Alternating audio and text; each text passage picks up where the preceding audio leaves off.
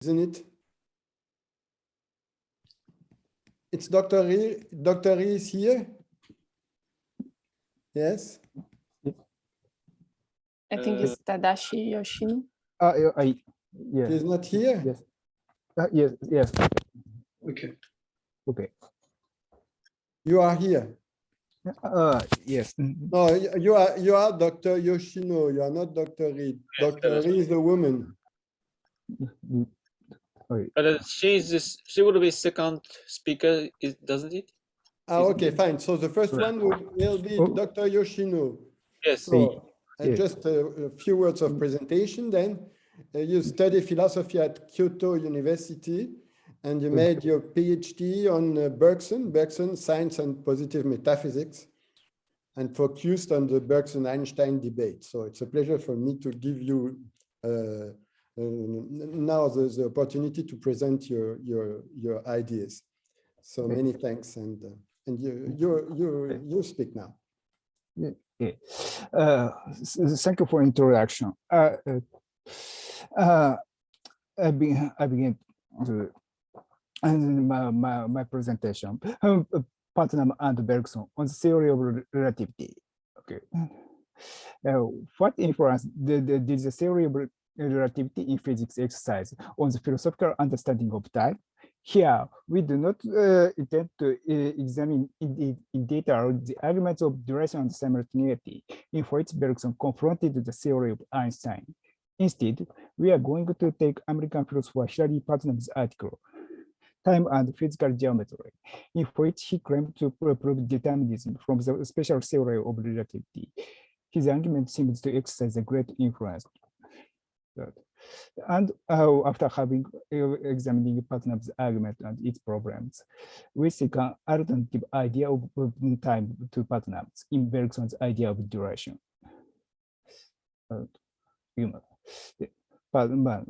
Section 1, Putnam's time and physical geometry. Putnam's article, Time and Physical Geometry, is already a classic in the philosophical argument, which treats the time in the theory of relativity. In that paper, Putnam claims to deduce a special theory of time or determinism from the relativity.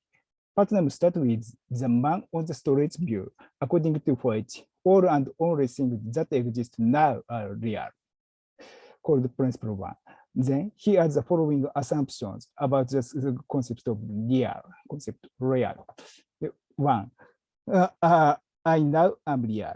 2, at least two other observer is real, and it is possible for this other observer to be in motion relative to me. 3, if it is the case that all and only the things that stand in the certain relation are to me now are real, then it is also the case that all and only the things that stand in the relation to are to you now are real. Now, said Putnam, if we assume the classical physics and take the relation R to be the relation of simultaneity, the principle 3 is satisfied because the relation of simultaneity is transitive. However, if we assume the special relativity, the relation of simultaneity is no longer transitive. Putnam claims, therefore, if we combine the fact that the relation R is required by to be transitive with our desire to preserve the following principle, which is half of 1, all things that exist now are real, then we quickly see that future things must be real. Using the figure of Minkowski space-time, we can explain Putnam's argument. But for the observer A,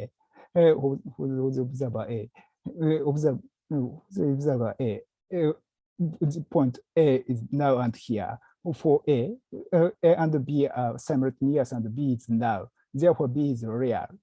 For the observer B, moving relatively to B and B are now and here, and B and C are simultaneous.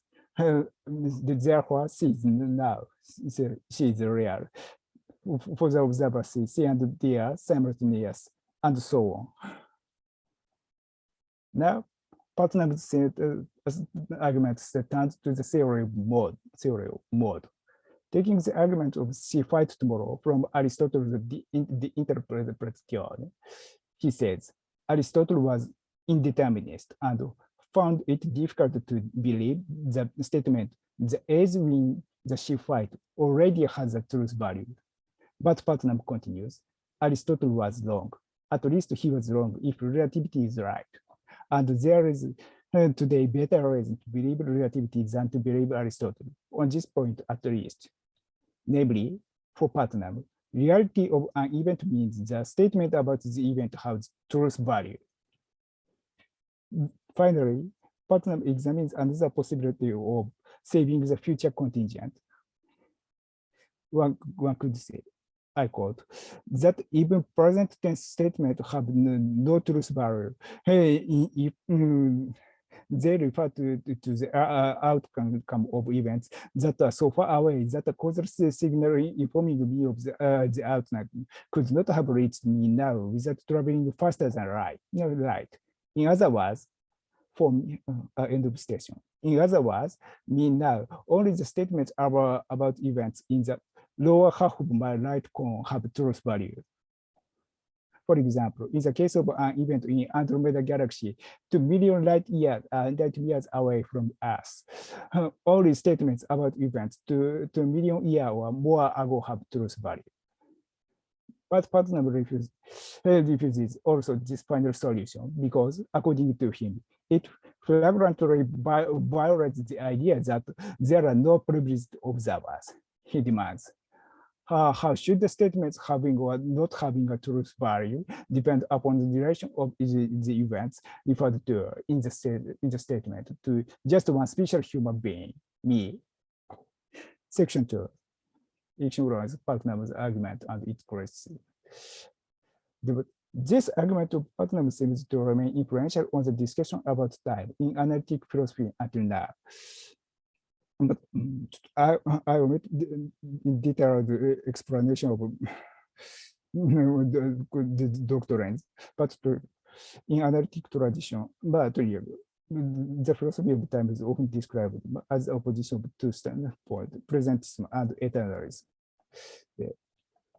And one major objection to the presentism, it takes up tensions with the theory of relativity. But presentist insists on the existence of objective and absolute reality. Does it not mean the existence of privileged hyperplane? But that's inconsistent with the relativity. The presentist might answer the absolute present is not empirically accessible, but metaphysical. But this solution ruins the merit of presentism. I quote the review article of Christy Miller.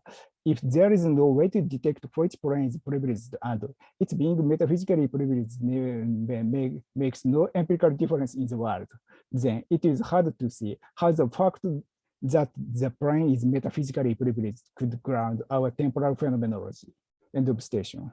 Temporal phenomenology means the fact of flow of time, apparent flow of time.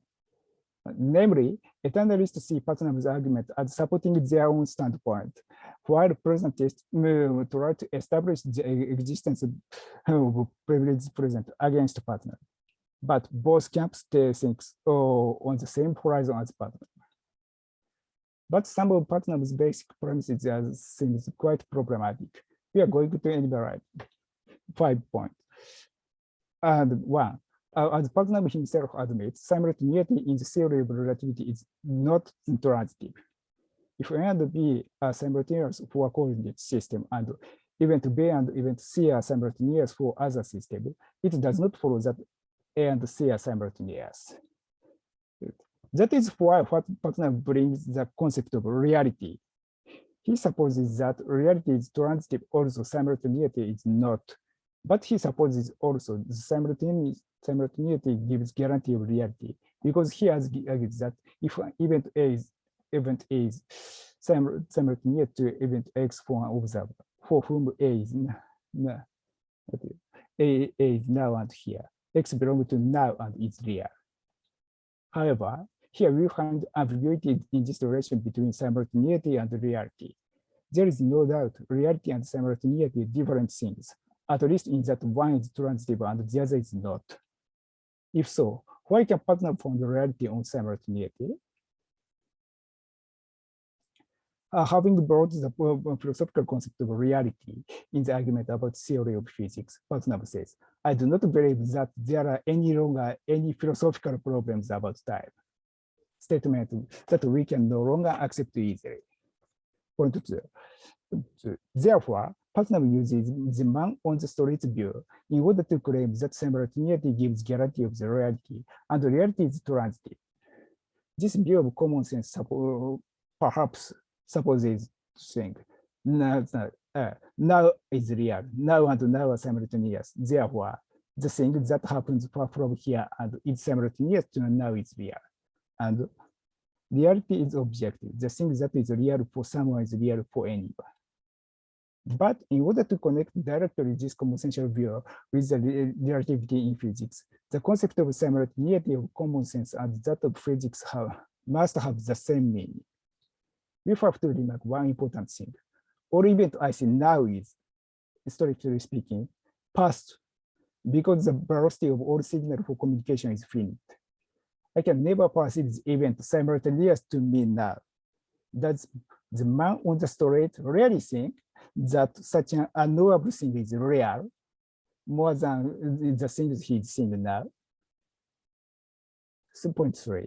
Suppose we ignore the ambiguity about the reality and accept his conclusion that all events, whether they are past, present, or future, are equally real. What does this assumption mean? And even though past, present, and future are real, the events separated in the direction of space coordinate can be simultaneous, while those separated in the direction of time coordinate cannot. Hence, the time relation must be different from the space relation. If so, however, what does Putnam's argument demonstrate? Philosophy of time must clarify what is this time relation. Labeling all events as real does not help anything. Point 4. Perhaps Putnam would reply, reality means determination. Reality of future events means that they are all predetermined. But we have to cast the doubt again. Putnam says almost nothing about the difference or relation between present and past from the argument of time and physical geometry, in which he deduces the reality of future events from the common sense view that all things exist now are real. We should judge that the future event have the same reality as present event. However, Putnam seems to identify the reality of present with determination. That is the reality of past, as if the present has already been a part of past. 5th point. Moreover, Putnam does not doubt Aristotelian logic, at least for present tense or past tense statement. Statements about present and past events have truth value. But referring to an uncertainty principle in quantum mechanics, we can suggest the existence of undetermined past event, which could be determined retroactively by future observation. Do such things have place in Putnam's logic? But to sum up, I will make summation. And then how to think the present, which cannot be identified with the past or determination. Now we are going to examine Bergson's theory of duration in order to search for an alternative view of time. Section 3. And since his first main work, Time and Free Will, Bergson have always criticized specialization of time. According to him, although the special representation of time as fourth axis of space-time is surely useful, it cannot permit us to grasp the character of original time, which he calls duration. In order to express that, he proposes an important distinction between time flowing and time flown. Can time be adequately represented by space? 2 points we answer. If we If you are dealing with type flow, tan ekure. No, if you speak of time flowing, tan kiseku. This is quotation. One can find mathematical instant in time only when he represents time in the form of special line. This is expressed in the passage of duration and simultaneity. Real time, Bergson says, real time has no instant, but we naturally form the idea of instant as well as simultaneous instant as soon as we acquire the habit of converting time into space. I omit the rest of the quotation. As measurement of time means measuring interval between an instant and another, one can operate measurement of quantification only on specialized time, that is time flow. On the other hand, lively experience of present cannot be instant. And, I quote only a part of quotation, but Bergson said, nothing less than the present moment. If you understand by that the indivisible the limit which divides the past from the future, and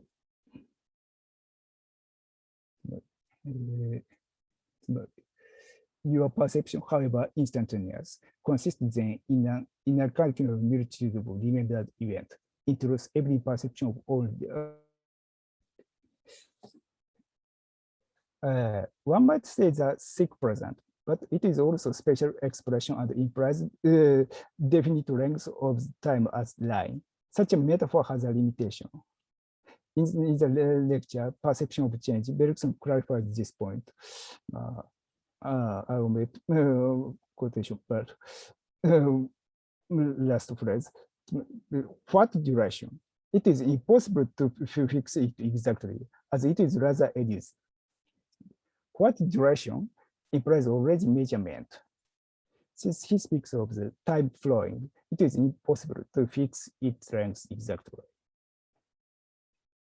We're going to quote the example that Bergson mentions in Perception of Change. I can say that my present is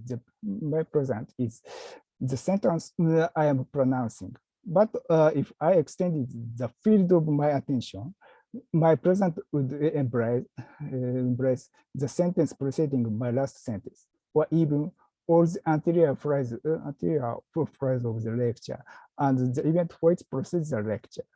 Bergson says, I quote, the distinction we make between our present and past is, therefore, if not obdurate, at least relative to the extent of field for which our attention to life can embrace. End of quotation.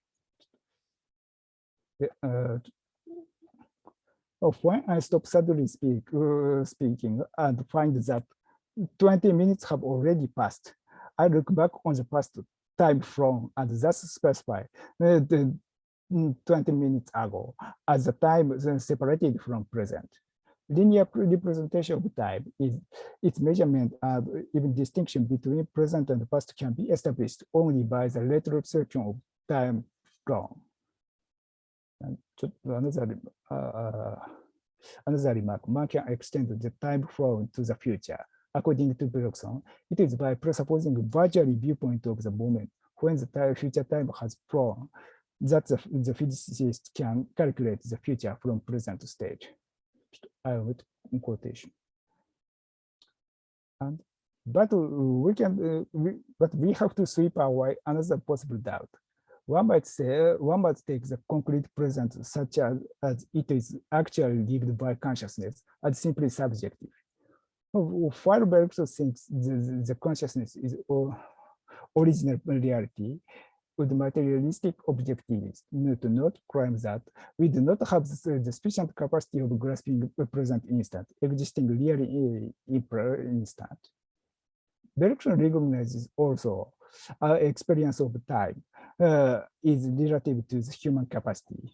He supposes, even positively, the beings that exist in the time scale different from humans, and expresses the difference of time scale in the term of tension of duration. But I omit quotation. But from this relativity of time scales, we cannot claim that we are really in instant, unless we presuppose the primacy of instant. If one supposes the viewpoint of consciousness at lower degree of tension than ours, it lives also in the present with some extension, though much shorter than ours. And section 4. When we keep in mind Bergsonian distinction, it is clear that the time of special theory of relativity is time flown, and Putnam considers only it. That is why, in his argument, the reality of present is identified with that of the past, as if the present is a part of the past. Concrete application of simultaneity of relativity supports also it. When I know an event away from here, the event is already past, in fact, for the velocity of all signal for communication is finite.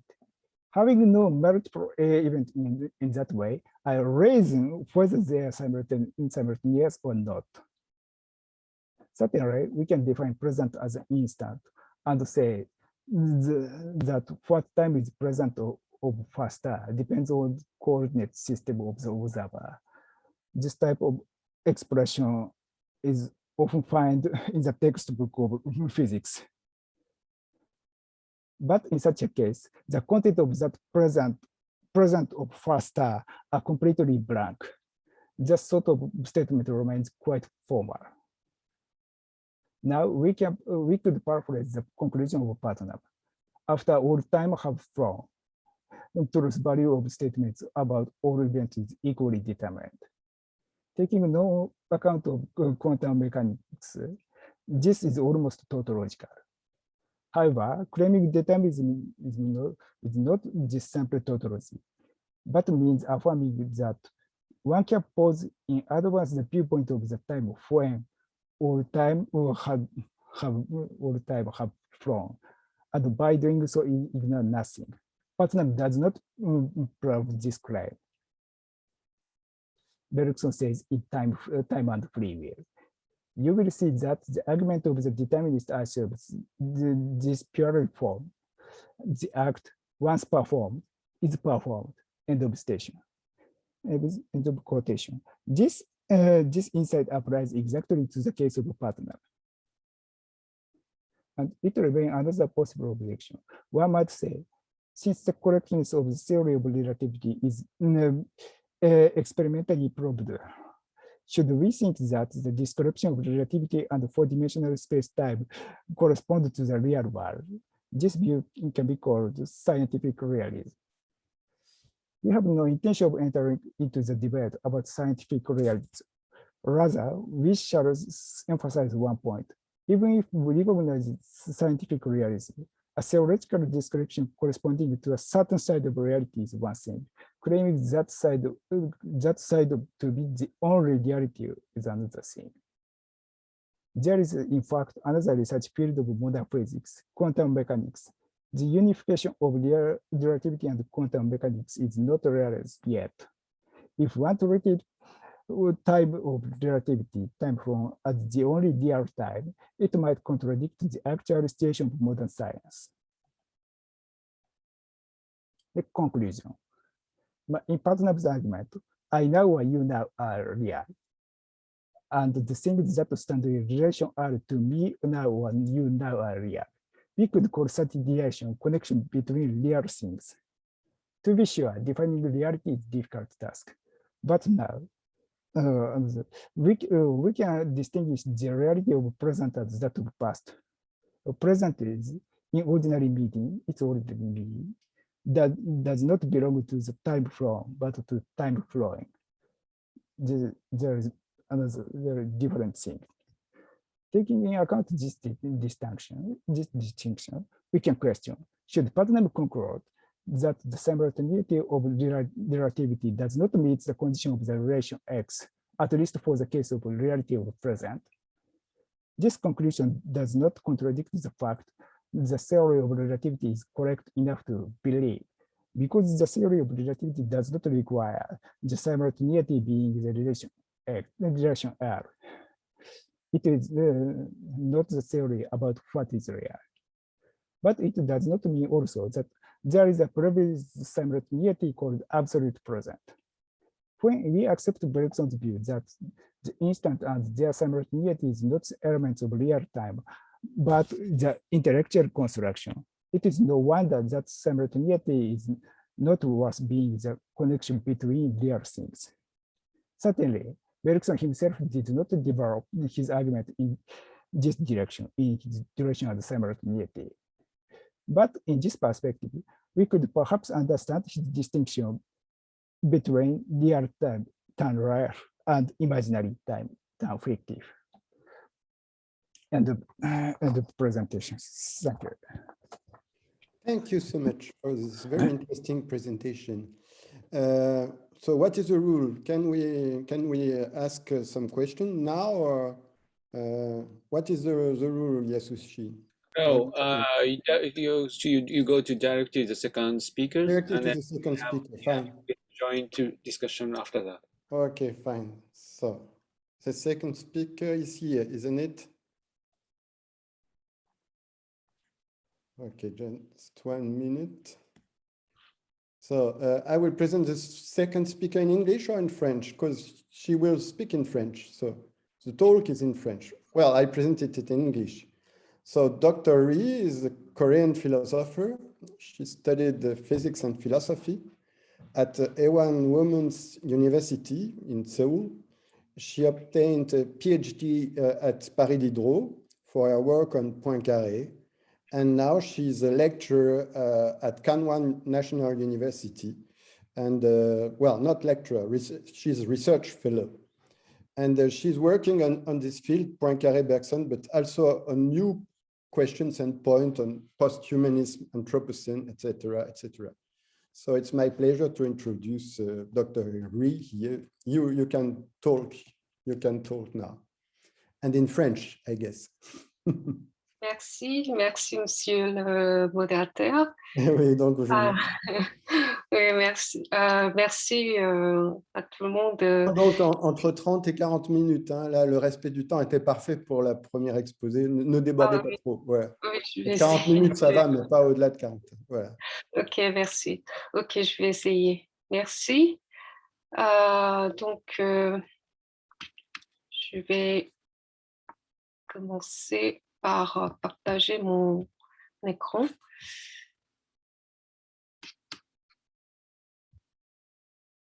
Est-ce que ça va aller comme ça? Merci. Donc, d'abord, oui,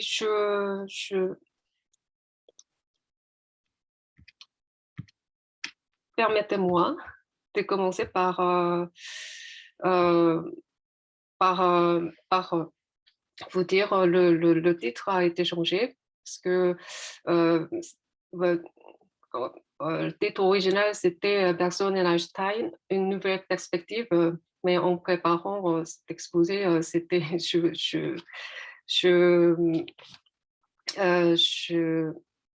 me suis rendu compte que c'était un titre un peu trop, donc je l'ai rendu un peu plus modeste et réaliste. Donc voilà, c'est titré, intitulé Quelques pistes pour une nouvelle perspective.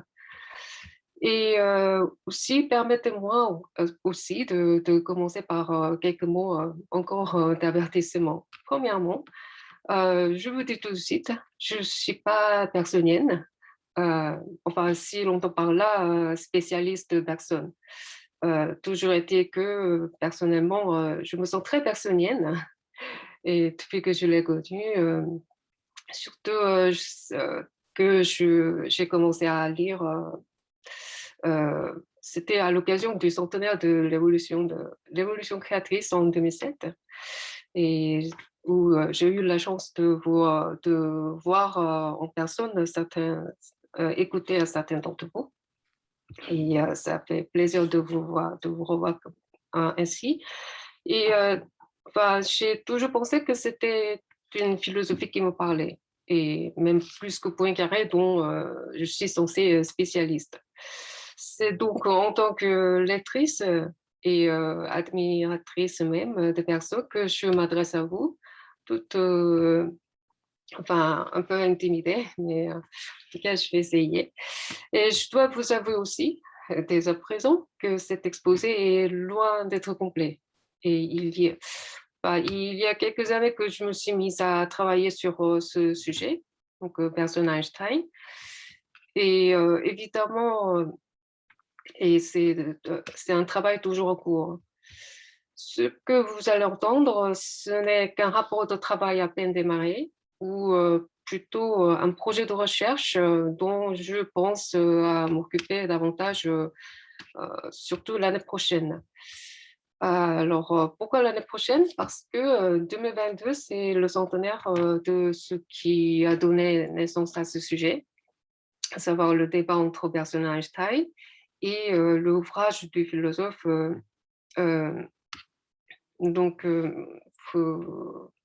durée et simultanéité.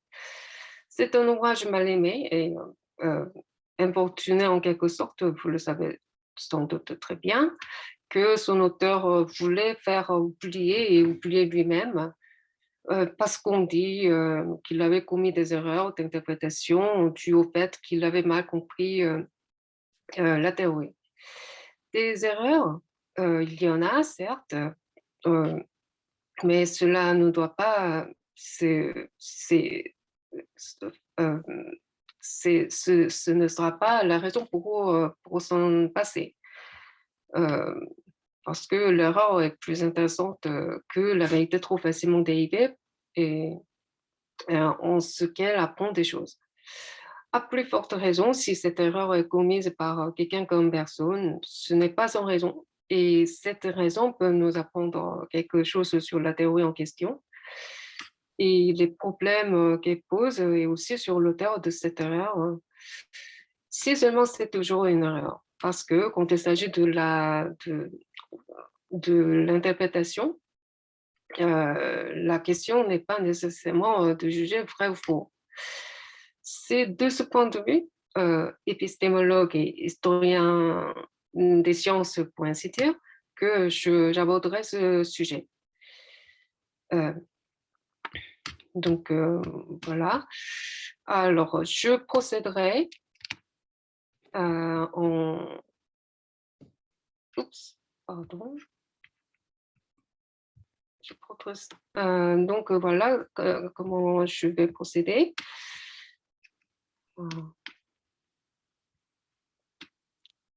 Alors, premièrement,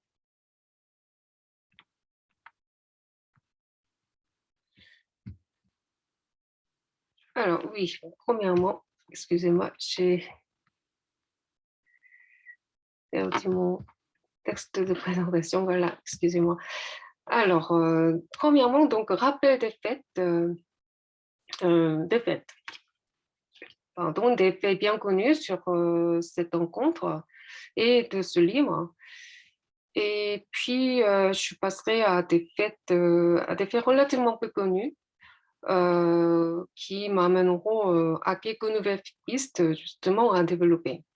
Dernièrement, je vous présente aussi sur des travaux récents en la matière. Cela restera toujours très bref et vague, mais j'espère vous en donner quelques idées pour préparer le centenaire de l'année prochaine. Donc voilà. Oui, donc débat il a eu lieu il y a donc presque 100 ans, et on a tendance à dire donc c'est un débat clos, et est conclu. C'est-à-dire, personne ne s'est trompé, surtout sur le paradoxe des jumeaux.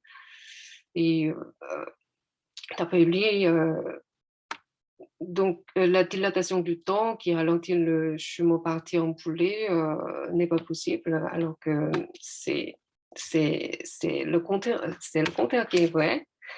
Et bien l'expérience a donné raison à Einstein, donc t'auras personne, d'après l'horloge atomique lancée vers l'orbite terrestre, puis retournée, etc., se trouve tardée par rapport à celle qui restait sur Terre. Et ce sont des arguments très fréquents et très quasi universellement acceptés. Mais ce sont plutôt des idées reçues et je trouve que il y a toujours des questions qui restent. Notamment, et donc cela a été discuté dans l'exposé précédent. À savoir, donc, il reste toujours la spécificité du temps, notamment cette propriété du temps propriété qui reste du temps qui reste propre au temps et qui reste malgré tout. Comme dit Bergson, elle ne se spécialise pas, en tout cas facilement, et ni s'explique par la relativité. Et donc, il reste toujours le problème de la flèche du temps et qui est lié au temps cosmique, etc. Et tout cela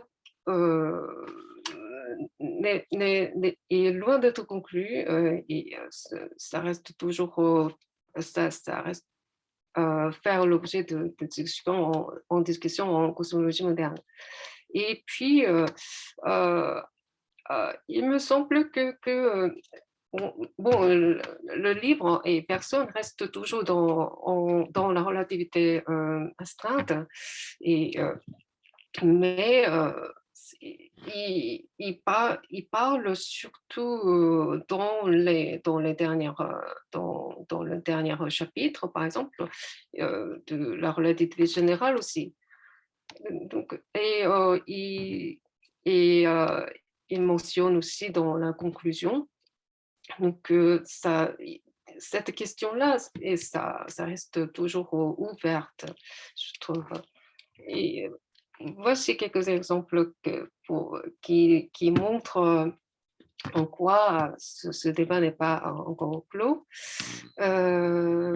Voilà. Mais comme je vous ai dit tout à l'heure, je procéderai comme historienne des sciences, on va dire. Et donc, je vous rappelle quelques faits connus d'abord. Comme c'est très bien connu, je serai très brève. Donc, ça s'est passé en 1922. Einstein, il a commencé par on est déjà loin, mais de 1905. Puis il a fait presque tous de sa gloire depuis, avant de terminer par le prix Nobel de la physique en 1922. Mais quand il visite Paris, il n'est pas encore là. Ça arrivera à la fin de l'année. En tout cas, donc, cette rencontre a été réalisée par l'invitation de Langevin et il y a eu 4 cours au Collège de France et il a été très bien accueilli et etc. Mais la Sorbonne, par contre, et à l'Académie des sciences, ils restaient plutôt indifférents, bon, faire semblant indifférents ou en tout cas passer sous silence. Mais c'était la société, voilà, c'est l'engouement qui devant le Collège de France. Et, mais exceptionnellement, c'est assez remarquable que ce soit la Société française de philosophie qui a accueilli chaleureusement Einstein. Donc, qui a rendu possible cette rencontre du 6 avril 1922 entre Einstein et Bergson. Et Bergson, il n'était pas moins dans vous le savez sans doute.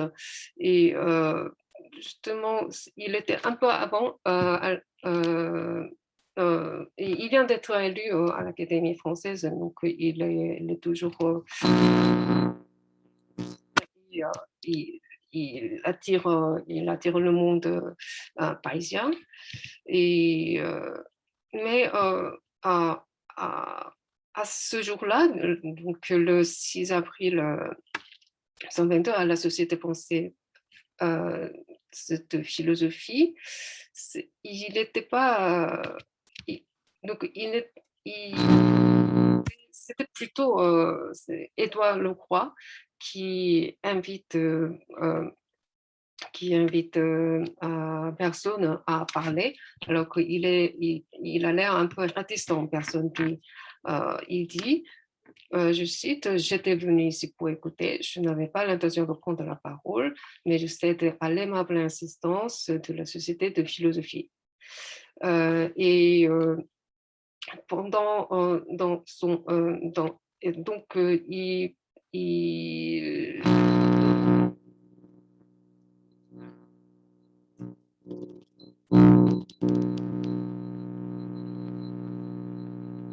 dit pas tout, c'est sûr, mais en gros, il dit l'hypothèse d'un temps unique universel n'a rien d'incompatible avec la relativité, mais son intervention de ce jour surtout sur les notions de simultanéité, donc simultanéité intuitive, comme il a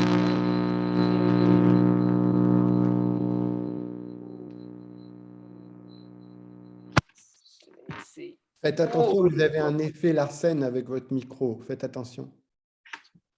Effet de... Pardon. Ah, je n'ai pas écouté. Je n'ai pas entendu. Non, non, ben, ça va maintenant, ça marche. Ah, pardon.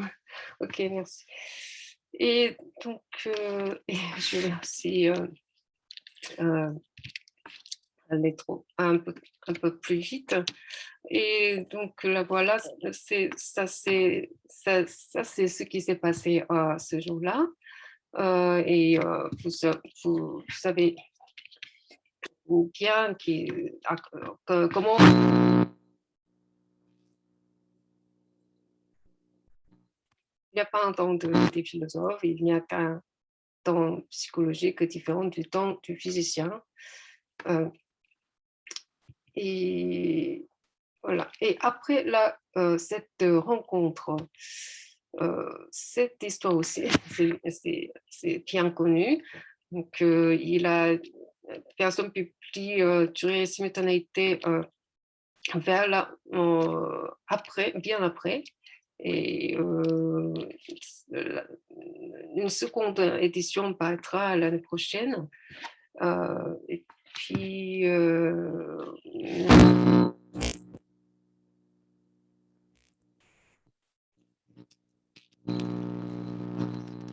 ce qui est peut-être relativement peu connu, c'est que donc voilà, donc c'était un livre assez exceptionnel pour Bergson par rapport à ses autres ouvrages, c'est sûr, mais pour Einstein, c'était aussi un peu délicat.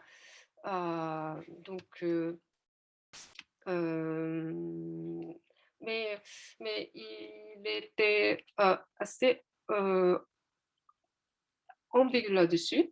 Lui, Einstein, par exemple, en 1922, il lit dès sa parution Durée et simultanéité de personnes et il dit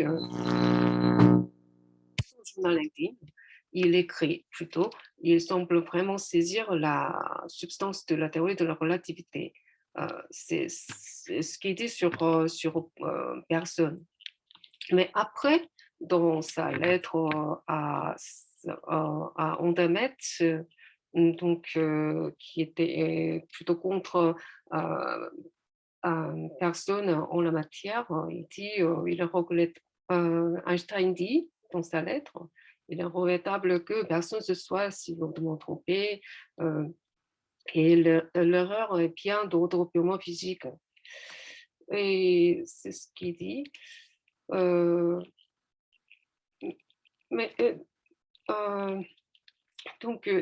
est entre les deux, on va dire.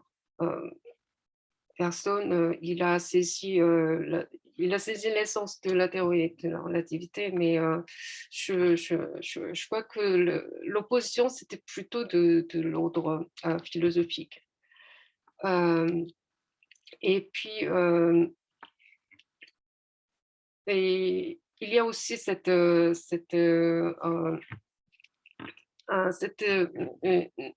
conséquence qui consiste, c'est-à-dire si Einstein n'a pas eu son prix Nobel pour la théorie de la relativité, c'est un peu c'est aussi un peu à cause de cette histoire-là, c'est-à-dire d'après Einstein, qui est membre du comité du prix Nobel, il dit, d'après lui, théorie de la relativité, c'est célèbre, mais en tout cas, c'est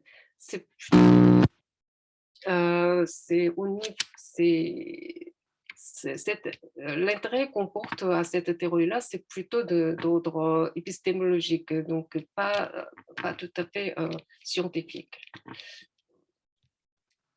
Voilà, c'est ce qu'a. On peut dire que c'est un des rapports, un des apports de la théorie. Du débat entre personne et Einstein à Einstein lui-même.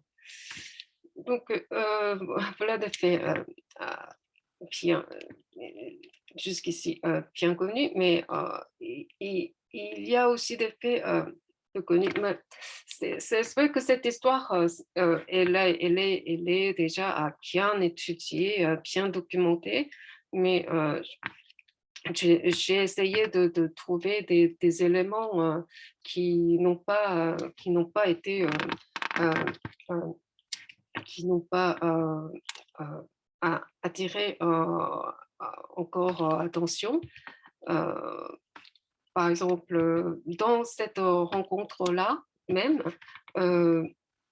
il y a Xavier Léon, président de la société, qui dit dans son discours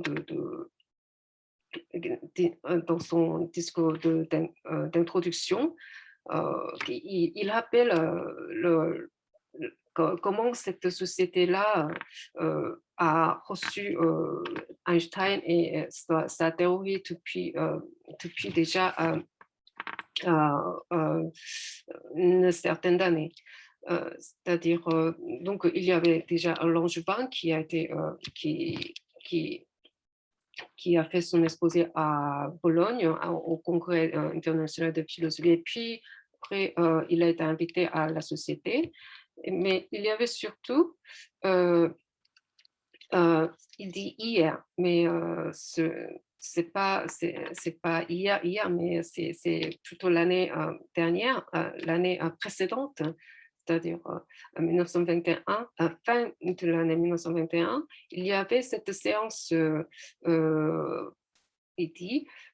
mémorable où Miss Lynch et Nicaise en Langevin Bernabe ont abordé la question des formes les plus récentes de la théorie de la relativité. Donc, il y a cet élément, cet renseignement-là qu'on peut, auquel on peut remarquer. Et puis, il mentionne aussi Henri Poincaré. Je cite toujours Xavier Léon. Il mentionne le rôle capital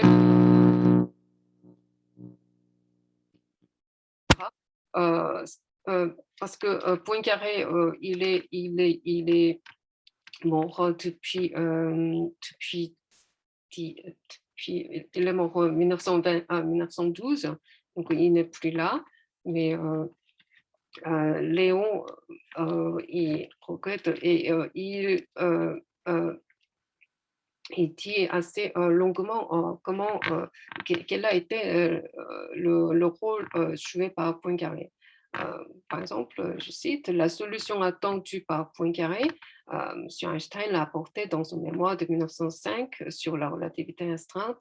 Il a accompli la révolution que Poincaré avait entrevue et présentée à un moment où le développement de la physique semblait conduire à une impasse.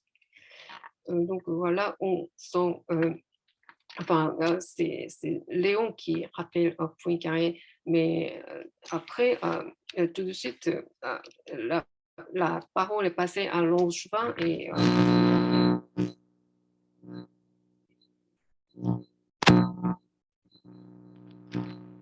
alors, d'après ces deux renseignements que je voulais remarquer, on peut développer trois pistes. J'ai trouvé deux pistes et auxquelles j'ai tenté d'ajouter une nouvelle.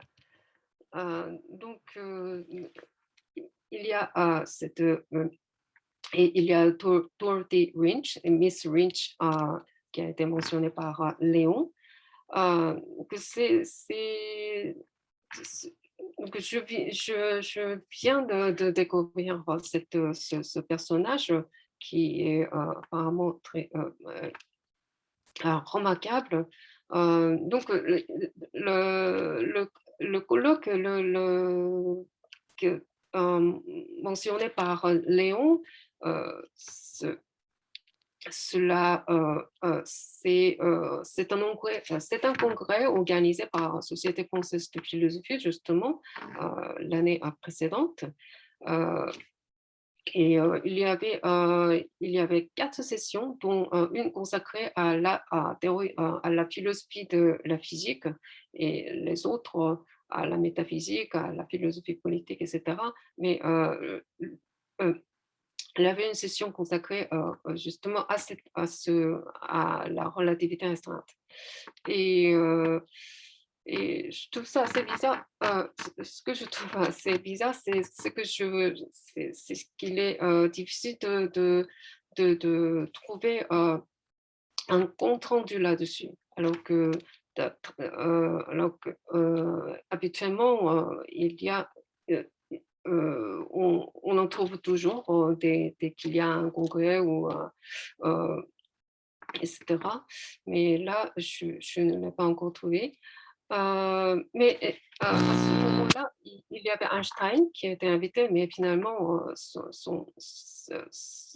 rendu a été annulé. Donc,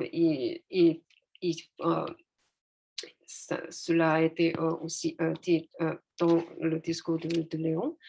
Et donc, la conférence, l'exposé majeur était fait par Lynch elle a été suivie de discussions par Painlevé et Langevin.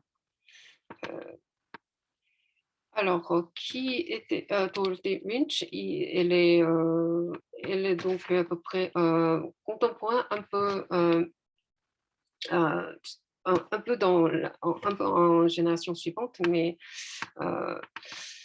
donc à l'époque encore très jeune. Et elle est mathématicienne, élève de Russell. Et elle a commencé par travailler sur la logique. Et puis, elle s'est intéressée à la théorie de la relativité vers 1920, des années 20. Et elle a été très active dans les années 1920. Et il écrivait pas mal d'articles. Et il discutait. Bon, elle était très active dans la scène des relativistes anglais comme Haldane et Whitehead. Donc, il reste des comptes rendus des débats qui ont lieu entre eux. Et mais ce qui intéresse particulièrement, c'est cette intervention-là à Paris. Et parce que personne était présent. Et on a cette oui, et donc oui, donc il était là et il paraît, il est probable que personne on soit que son intervention a été prise en compte par personne. Cette conférence dont la note a été publiée dans la revue Nature, c'est un article technique. Il s'agit de la contribution de Painlevé sur la relativité, mais elle finit par un passage sur le rapport entre la relativité et le sens commun. Donc,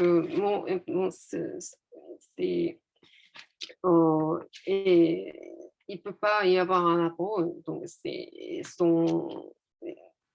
la relativité, c'est trop loin du sens commun.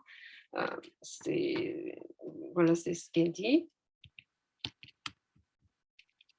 C'est un point qui pourra se développer davantage.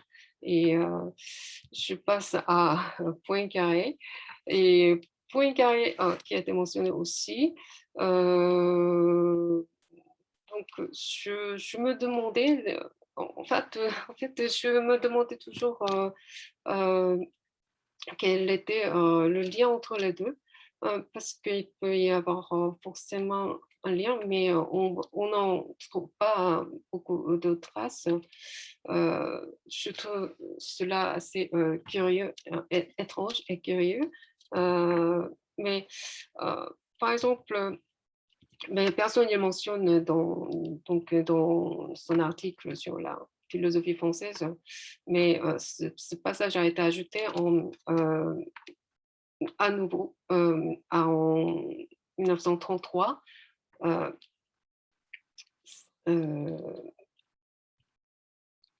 Et avec le conseil d'Édouard Leroy, c'est ce qu'on dit.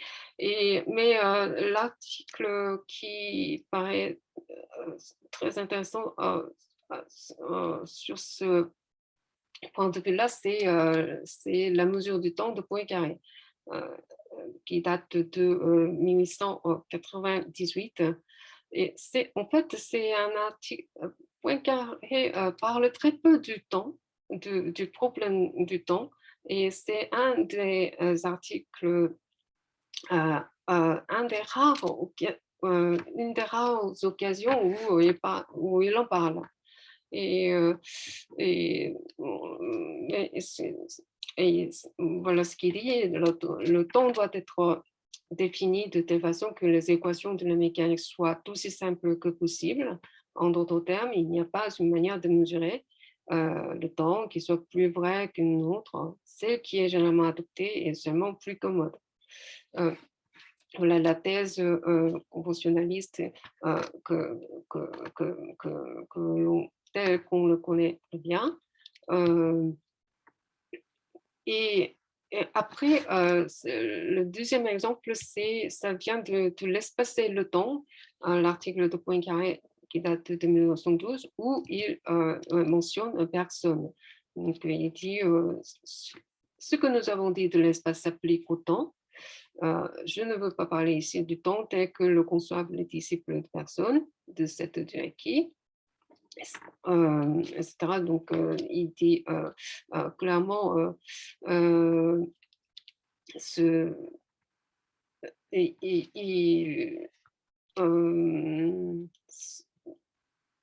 il dit clairement que le temps de la mesure, le temps mesurable, voilà, et n'est pas le temps psychologique, n'est pas la durée bergsonienne, mais le temps mesurable, le temps physique, c'est essentiellement relatif, etc. Mais il y a aussi ce point que je voudrais souligner. Il dit que le temps psychologique, la durée personnienne, d'où le temps du savant est sorti, sert à classer les phénomènes qui se passent dans une même conscience. Donc, il dit le temps psychologique, la durée personienne, c'est de là que le temps du savant est sorti. Il y a un point qu'on peut faire un rapprochement entre les deux. Dernière piste, ça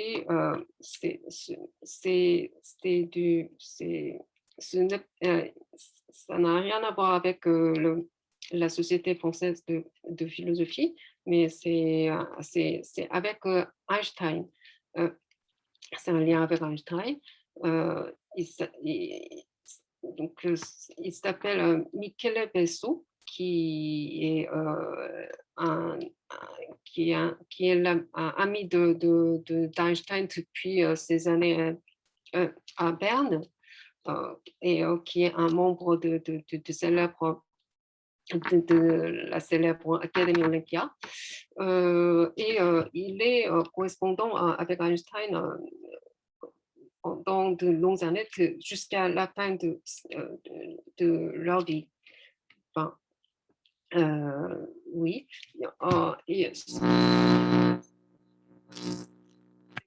Il est physicien lui-même et il pose des questions techniques, mais aussi de caractère épistémologique aussi, et surtout le temps. Il pose des questions à Einstein sur le temps et Einstein il répond par exemple voilà pardon, donc c'est cette lettre-là, c'est une lettre qui est assez souvent citée d'Einstein adressée à la famille de Besso qui vient d'être décédée. Donc voilà ce qu'il dit. Pour nous, physiciens croyants, cette séparation entre passé, présent et avenir ne garde que la valeur d'une illusion, si tenace soit-elle. C'est un peu le problème du temps qui a été discuté, tel qu'il a été discuté entre les deux. Donc, c'est presque toujours Besso qui pose le problème du temps à Einstein, et Einstein, il répond un peu de cette manière, comme si avant avant avant ces questions posées, ça ne l'a pas tant préoccupé. On a cette impression. Donc, il dit, il répond à Tessou. Donc, tout le problème de l'explication de la flèche du temps n'a rien à voir avec le problème de la relativité. La question se posait sur le rapport entre la flèche du temps et la relativité. Malheur donc à la théorie de la relativité s'il devait percher contre ce principe concernant la flèche du temps. Tu expliques comment tu es arrivé à commettre ton péché. Tu ne peux te faire à l'idée que le temps subjectif avec son maintenant ne doit avoir aucune signification objective. Voire personne. Etc. Et donc, si on suit cette correspondance-là et les dialogues entre Perso et Einstein, on peut continuer ce débat entre qui peut-être qui a eu lieu, mais qui aurait pu lieu autrement entre Personne et Einstein. Voilà, c'était mon idée. Donc, avec ces... j'ai toujours pensé que l'histoire de la relativité, l'histoire de la théorie de la relativité, c'est un peu trop... elle est traitée comme si elle a été conclue par rapport, par exemple, à l'histoire de la mécanique quantique. On dit donc comme si c'était déjà fixé, comme si cette histoire est déjà conclue. Il n'y a qu'une seule histoire standard là-dessus, alors que ce n'est pas vrai, et c'est ce que nous apprend surtout Personne et peut-être Einstein aussi. Je crois que récemment, que j'ai déjà dépassé largement le temps, mais donc il y a des travaux présents, surtout après cet ouvrage qui est décisif en la matière de Jimena Canales, 2015, et cela a suscité l'intérêt, même pour les physiciens, je crois, et il a, par exemple, cela a donné une session spéciale sur ce sujet-là, mais il y a le physicien Jean Bricmont qui est connu avec son collègue Alain Socal, qui, bon, après tout ça, comme si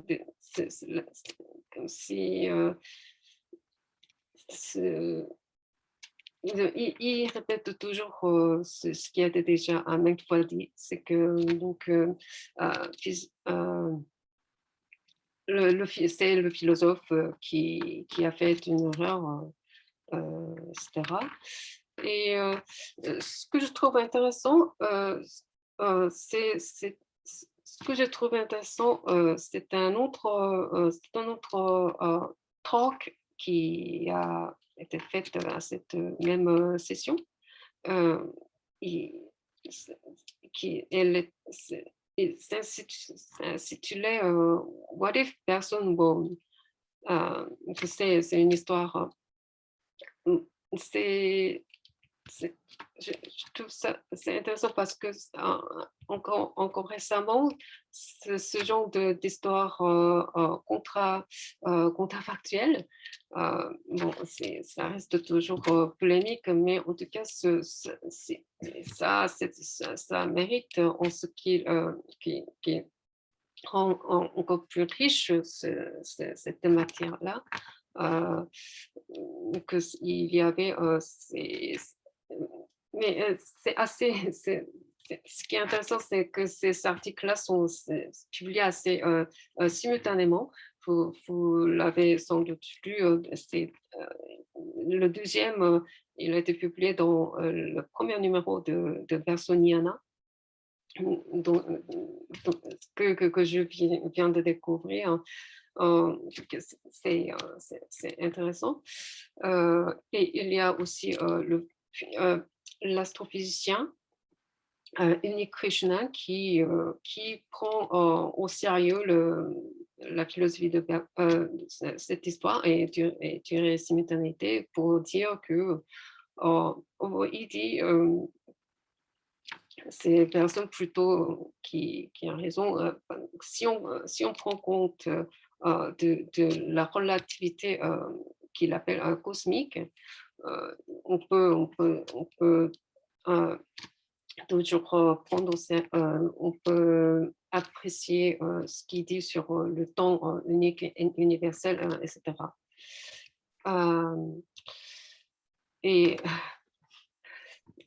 Voilà, donc ces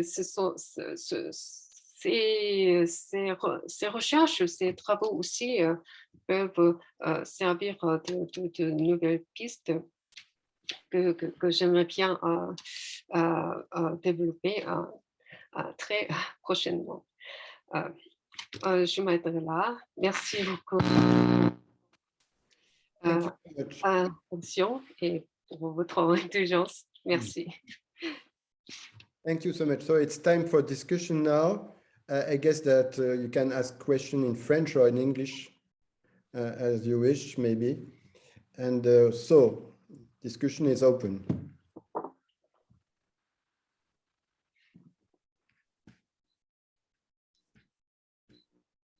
Nobody speaks? Eli, Yasushi? The moderator should start. Okay, fine. So I have a question for the first lecture. Just simply, is it a paper? This paper, is it a paper or a book?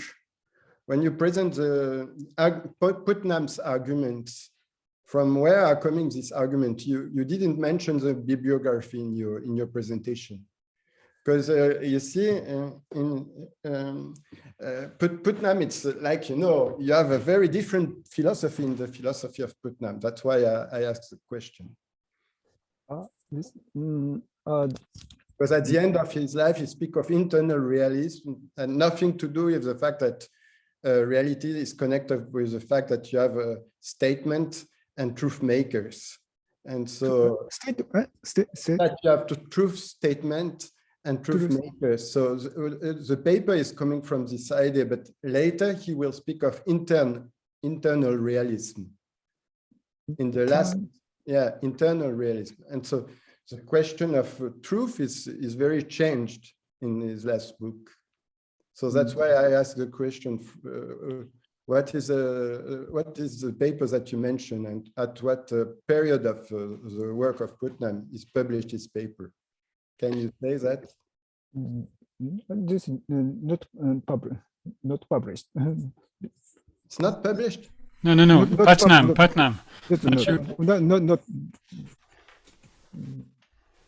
Putnam is a 1968 paper, the one you refer to. It's 1968 paper. So that's an old paper. Okay. That's why I asked the question. Yeah. いや、パトナムの論文が、だから本なのの一部なのか、論文なのかっていう。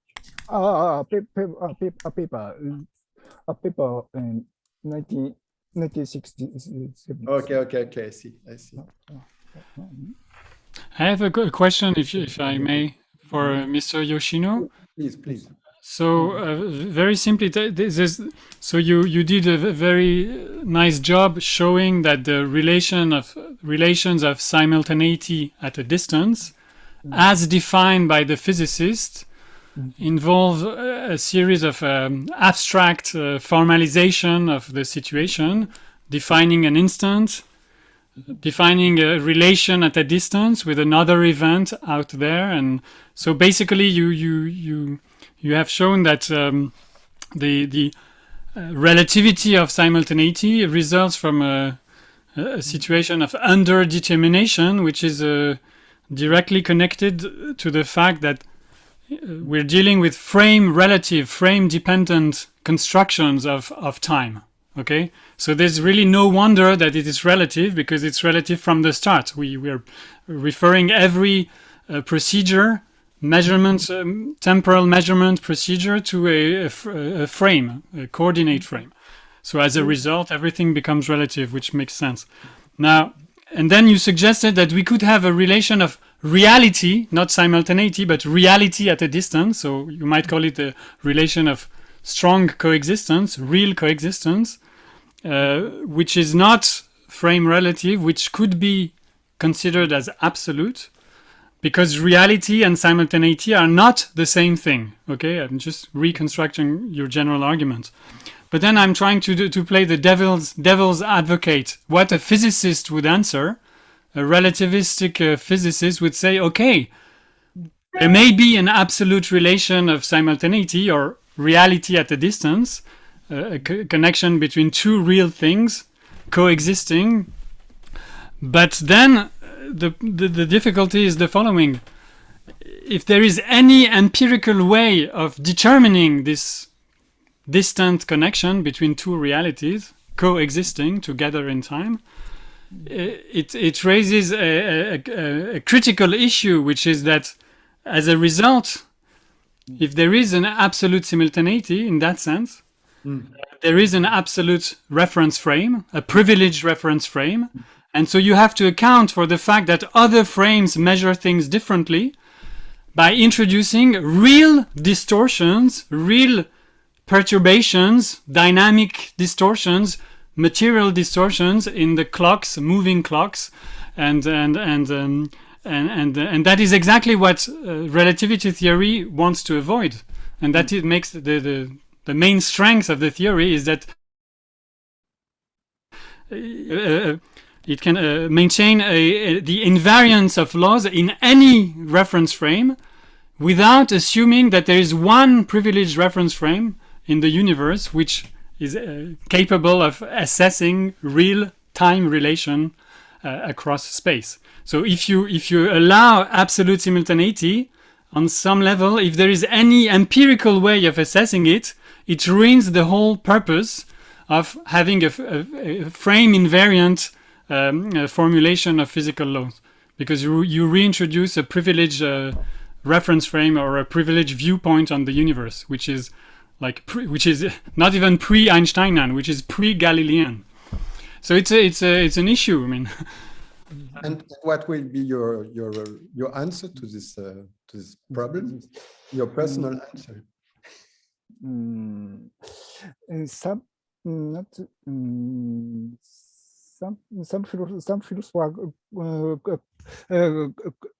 philosophers connect quantum entanglement with the connection between connection coexistence and this in fact, perhaps it would be possible to think that the observation in quantum mechanics is quantum mechanics is not possible from indetermination to determination. That is they are present. I think,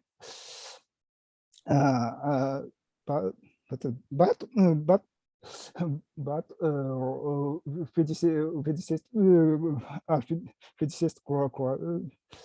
claims つまりaccording to experiment このquantum entanglement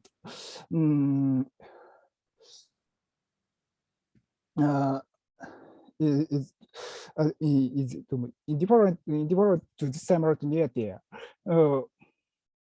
つまりなんていうつまりこうobserve Tell it in Japanese and Yasushi will translate maybe.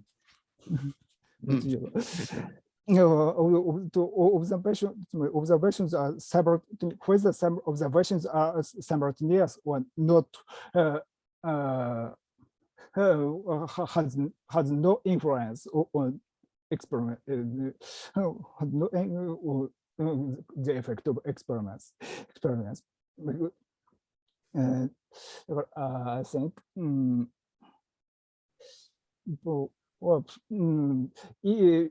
if there is a connection between real things coexistence, it would not define a privileged coordinate system. Is it?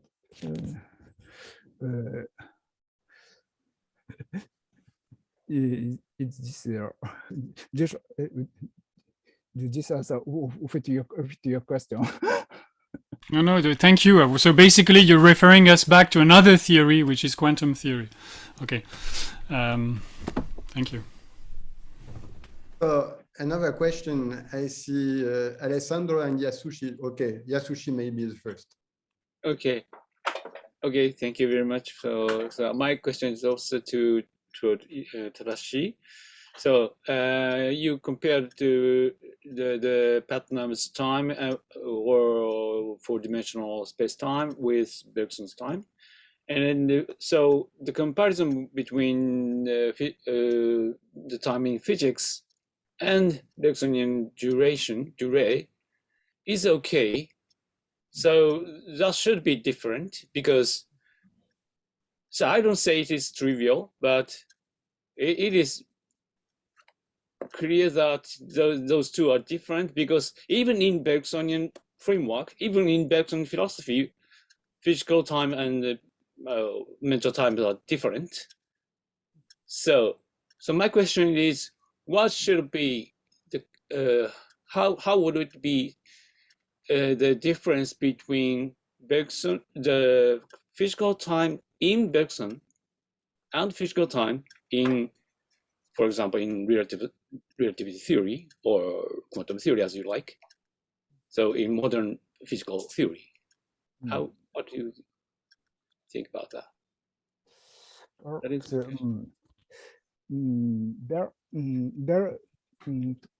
Bergson recognizes the correctness and truth of science.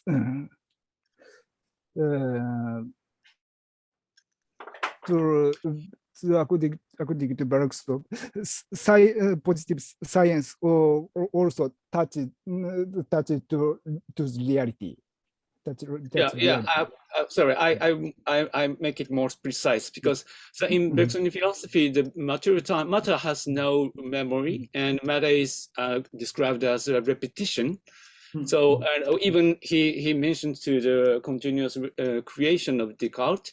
So apparently, so in Bergsonian view, the matter has no.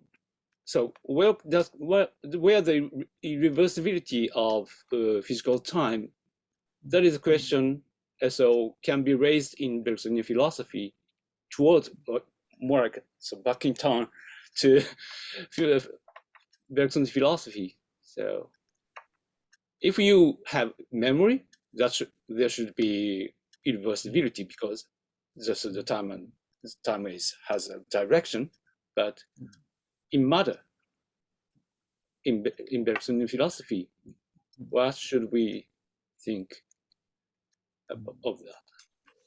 That is my question. in the scheme of creative evolution, then Berg's opposite tension and extension and Rashman, Dirac, ですから、まあ、つまり、つまりこう、つまり、in the limit of the direction of extension, まあ、つまり、we can consider ideal matter, but Bergson recognizes minimum duration of matter in creative evolution. Perhaps real matter does not coincide with this ideal. But physical time in relativity is ideal framework. So, but 改めてこう、また、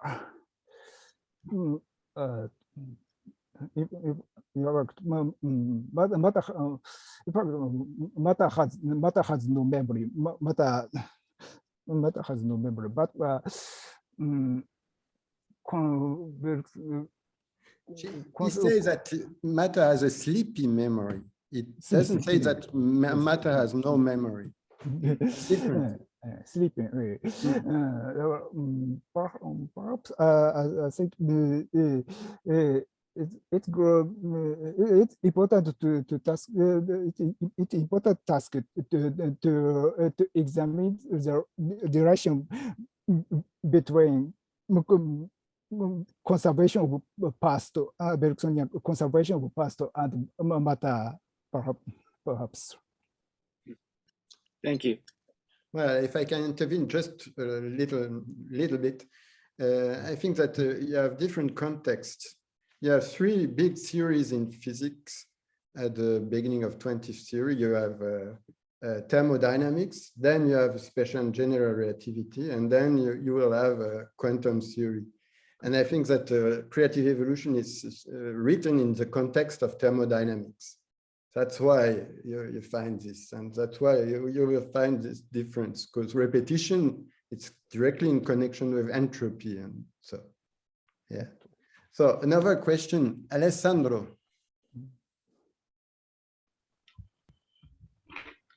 Thank you both of you for the excellent presentation. I have a question for Jesure.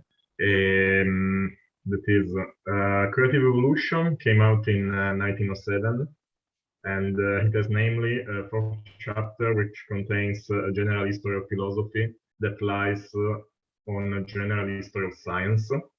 And my question is, which role would the theory of relativity play into a Bergsonian general history of science? If there's some, what do you think Bergson into the first chapter of Creative Evolution, if Creative Evolution came out after the rise of the theory of relativity, with respect of the concepts of continuity and discontinuity in the history of science, or the concept of scientific revolution? If he would have considered it a scientific revolution, or he would have considered it as in continuity with the revolution of the modern science? What do you think?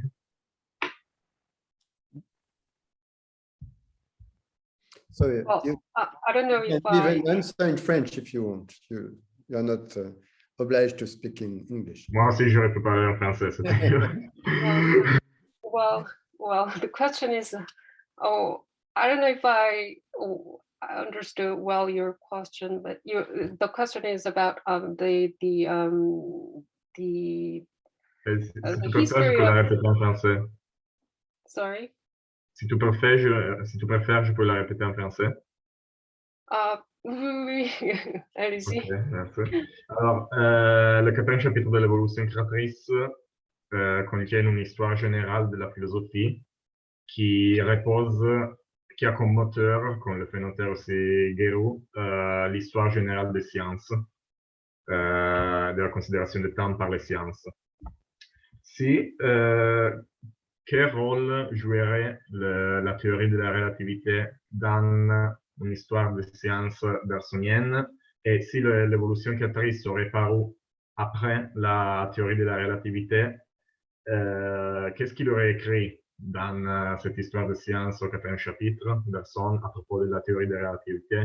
Et il aurait considéré la théorie de la relativité comme en continuité avec le développement de la science moderne ou comme une nouvelle révolution scientifique, comme en discontinuité avec la science moderne. Qu'est-ce que tu penses à ce sujet? Donc, Jason. Oui. Donc, oui, l'évolution créatrice, c'est après la relativité restreinte, au moins, parce que ça date de 1907. 1907. Oui, et l'évolution créatrice, c'est 1907. Mm. Mais la théorie, elle n'a pas été aussi bien discutée à ce moment-là, je crois pas. Et ce n'est que bien après que a fait la relativité a fait l'objet de tant de discussions. C'est vers 1920 et si personne, c'est un peu dans ce courant-là que personne s'est mise à parler là-dessus. Par contre, oui, je me trompe. Mais par rapport à l'histoire des sciences et l'histoire générale de la philosophie chez Bergson, c'est ça Oui, est-ce qu'il y a une rupture? Oui, c'est comme un expériment mental d'imaginer qu'est-ce que Bergson Il répond. aurait écrit au sujet de la relativité si il aurait écrit. La relativité, oui, donc c'est dans la continuité et de la marche des sciences en général. C'est ce qui va, c'est ce qui répond, c'est ce qu'il dit dans durée et simultanéité, alors qu'on disait il y a une rupture, mais pour personne, c'est dans la continuité. Il dit c'est l'accomplissement du projet cartésien, de la géométrisation de la physique. Oui, oui, exactement. Oui, jusqu'à la théorie, jusqu'à la relativité générale. Alors que pour la mécanique quantique, je crois que c'est un sujet pas encore très débattu, mais c'est très difficile parce que personne n'en parle pas. Mais il y a deux côtés en même temps. Parce que mécanique quantique, c'est la discontinuité. Mais si on prend ça comme dans la continuité, on peut prendre ça dans la continuité de la manière dont l'intelligence et la science connaît la réalité. Et par contre, du côté de la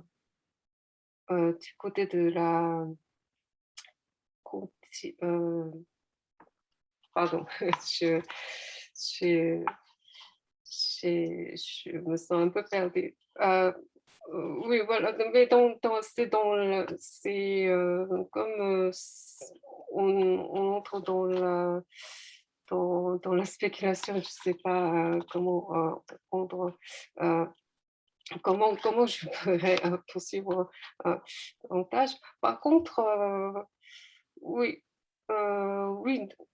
Donc, l'histoire de la philosophie ou des sciences en général dans l'évolution dans le chapitre 4 de l'évolution créative, c'est ça?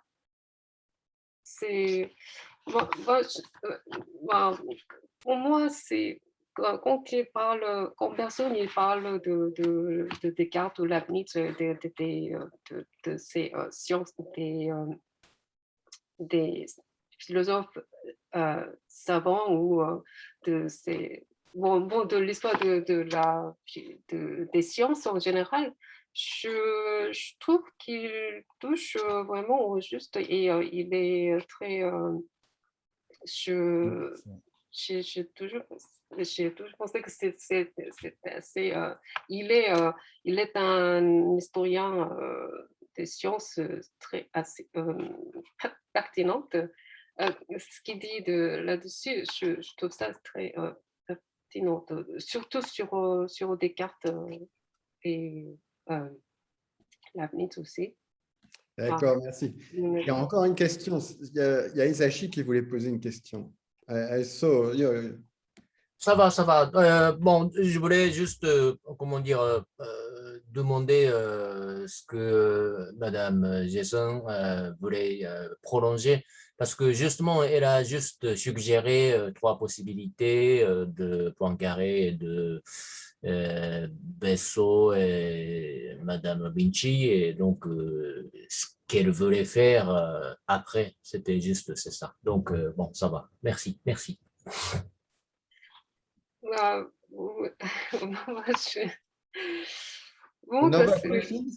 Oui, je vais continuer. Je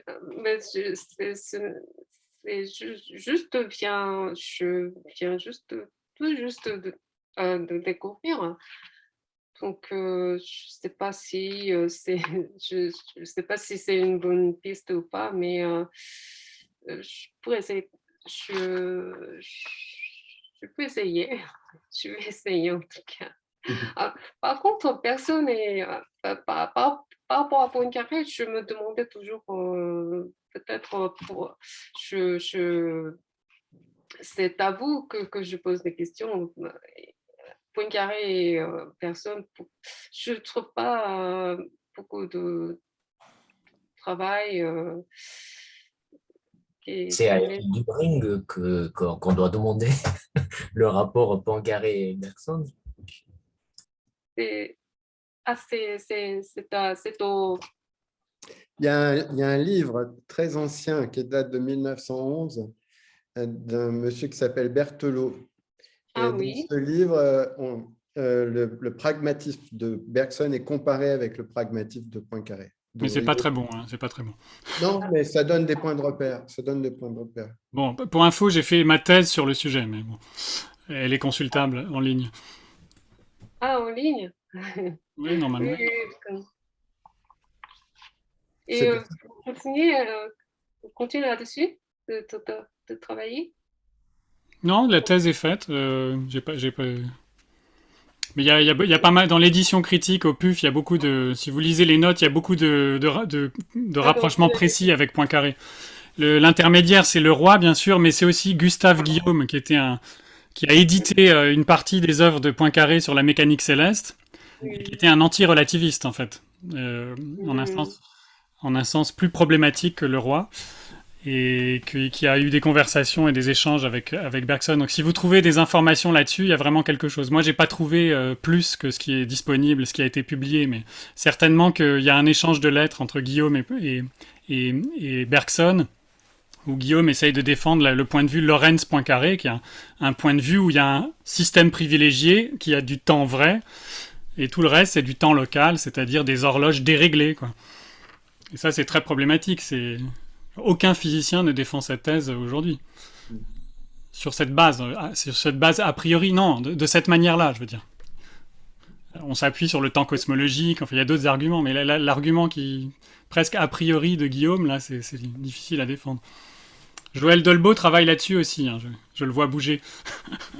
Oui, j'ai travaillé, juste une brève remarque, j'ai travaillé dessus, mais je ne travaille plus beaucoup dessus. Non, je faisais juste un mouvement de la main pour dire que oui, je ne connais pas bien, hein, et je suis en gros d'accord avec toi, mais par exemple, il y a, comment il s'appelle, John Bell, avec quand même il a des textes où quand même il semble défendre Lorenz. Alors il ne développe pas beaucoup, mais il parle quand même d'un retour à Lorenz. Donc, et puis il y a aussi voilà, les deux les plus... Sur quelle base alors? Avec quel type d'argument?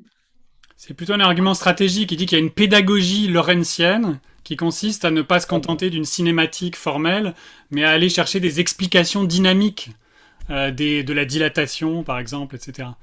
Et ça, c'est lorentzien d'inspiration, mais ça ne veut pas dire que la théorie elle-même est lorentzienne au sens non einsteinienne. Bah, moi, ce dont je me souviens, c'est que il développe pas beaucoup sur ces idées. Simplement, il dit que je crois que c'est l'expression qu'il n'entend pas, la moins pire des solutions, en fait. Il dit dans toutes les solutions qu'on voit par rapport à ce que dit la physique quantique, c'est la moins pire des solutions. C'est comme ça qu'il présente les choses. Et il y a aussi Lise Moline. Alors, c'est pareil, honnêtement, j'ai plus ça en tête parce que j'ai vu ça il y a quelques années. Mais Lise Moline qui avait l'air de reculer beaucoup par rapport à Einstein, en fait. Alors, donc, c'est les deux, les deux physiciens que j'ai vus les plus... Non, mais là, c'est du point de vue des nouvelles cosmologies, là, évidemment. Ouais. C'est-à-dire qu'il y a toujours c'est toujours du point de vue de la physique quantique que ces critiques sont formulées. Alors qu'à l'époque, chez Guillaume, chez Lorenz lui-même et Poincaré a fortiori, c'était avant la quantique. Donc. C'est pour ça que c'est très problématique. Mais je crois que l'exposé, juste pour... Enfin, j'ai pas de question, mais comment le premier exposé a remarqué ça, hein, qu'à la fin, avec la physique quantique, il y a justement un élément de mise en cause de la relativité, en fait. Le premier exposé finissait là-dessus, j'ai bien compris. Hein. Et ça, je crois que c'est vraiment un point de notre petite discussion qui est vraiment crucial, c'est qu'il n'y a pas de théorie unifiée de la physique, même maintenant. Enfin, il y a des projets d'unification, et que le statut du temps est tellement différent d'une théorie à l'autre qu'on voit mal, voilà, enfin, je veux dire, on peut juger de la qualité d'un débat par rapport à une théorie, voilà, mais on ne peut pas juger de la qualité du débat par rapport à la physique en général, quoi. C'est pas possible. Ouais. Mais là, ça serait intéressant de reprendre le débat en demandant, par exemple, aux théoriciens de la gravité quantique, là, mais je sais qu'Elie était un peu coquiner avec eux, justement, quel est le statut, puisqu'ils disent qu'il y a, parce qu'en effet, il n'y a même plus la variabilité dans les équations de la gravité quantique. Donc, est-ce que la question du temps, comment est-ce qu'elle revient, ce serait intéressant, ça ouvre à nouveau un débat. Voilà. D'autres questions? Some other questions?